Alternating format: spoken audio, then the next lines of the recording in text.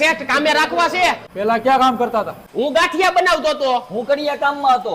એની નથી જરૂર. તાય હું બહાર બોર્ડ માર્યા છે કે કારીગરની જરૂર છે એમ. ડોબાવ હીરાના કારીગરની જરૂર છે.